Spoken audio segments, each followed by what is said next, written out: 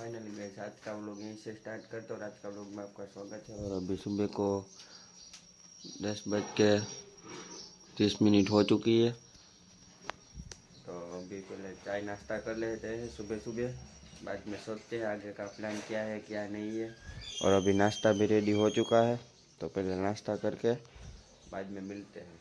तो लाइट भी चली गई है, सुबह को 9 बजने के बाद चला गया लाइट भी। और अभी देखो कितने बजे है, 11:30 बजे है और अभी तक भी लाइट भी नहीं आई है।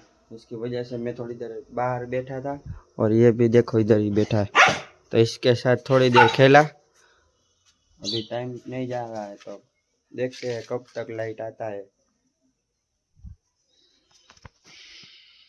अभी तक तो कुछ काम नहीं आया था और आज तो लाइट भी सुबह से चली गई, अभी तक नहीं आई है। और अभी दोपहर को 1 बजने में 5 मिनट की देरी है। तो अभी को मेरे तो जॉब पे जाने का टाइम हो चुका है, तो आज का व्लॉग यहीं एंड करते हैं। और इसका मिनी व्लॉग इंस्टाग्राम में भी आ जाएगा, तो जल्दी से जाओ देखो और आईडी को फॉलो कर देना। और इसमें भी अच्छा लगे तो चैनल को सब्सक्राइब, लाइक और कमेंट कर देना। और ऐसे ही मिनी व्लॉग लेकर सीधा मिलते हैं।